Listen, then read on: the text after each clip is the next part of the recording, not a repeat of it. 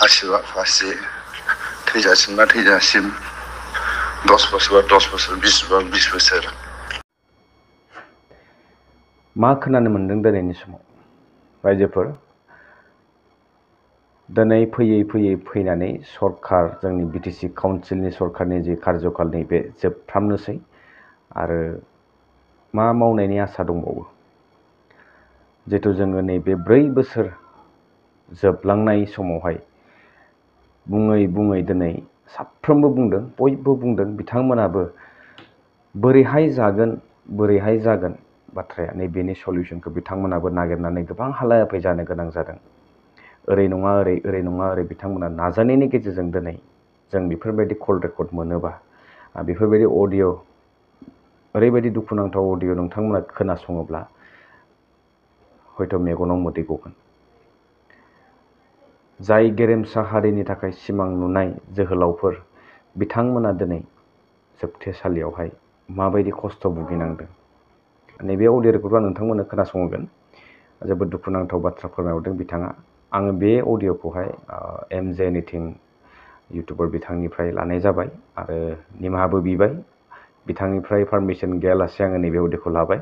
आसा खालामदों बिथाङा निमाहा होगोन होननानै आरो बेनो रायजो राजाफोरनिसिम मेसेज हरनांगौ नैबे जोबोद गोनांथार। बेनि थाखायनो आङो बे अडिअखौ आंनि चेनेलनि थ्रुयै आरो खनसे लाबोबावबाय। जाय बिथांमोना खोनायाखै नोंथांमोना बेखौ खोनासंनांगौ दङ जाहाथे बेखौ बयबो रायजो राजाफोरा खोनासंनानै लायो आरो बेनि ओंथिखौ बुजिनो हायो जे दिनै जोंनि पलिटिकेल लिडार्सफोरा माखासे डायलग्सफोरखौ होनानैहाय जोंखौहाय माबोरै खोमसियाव दोनबाय थानो नाजादों। थारैनो बिथांमोना खामानि मावमारदोंना मावमाराखै नैबेफोरखौ खोनासङोब्ला सन्देह जायो। जिहेथु जेरैथिंबो लामा गोथेनाय बायदि आं गोबां बेले बेजे बुंनो सानाखै मानोना खोथाया दिनै स्पस्ट'।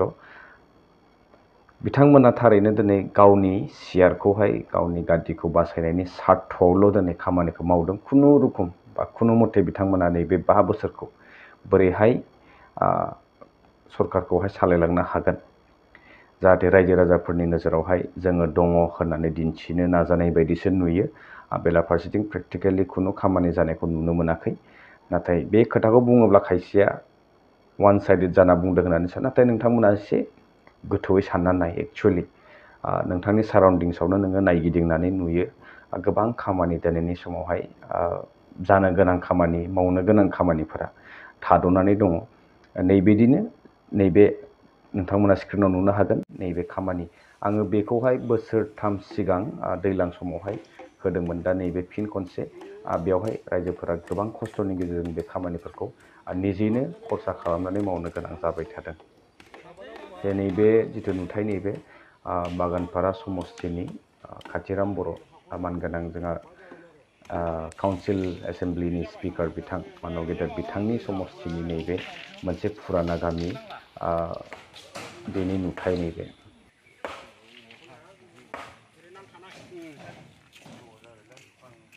दा बेखौ बोरैहाय जोङो फोरमायगोन आरो बिदि मेल्ला दंबावो आरो मेल्ला आङो नोंथांमोननो बेबायदि खामानि जाय बा खुनु खामानियानो मावाखै नैबेफोरखौ नोंथांमोननो दिन्थिगोन आंनि भिडिअनि गेजेरजों।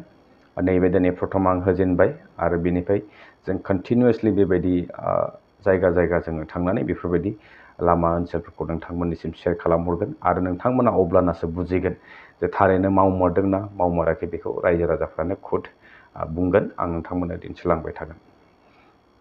फंबाय नैबे 18 थारिख खालि हियारिं दं आरो बिसिना जोबथा जायफोर NIA बे बिसारा माने फाइनाल जासिगोन आरो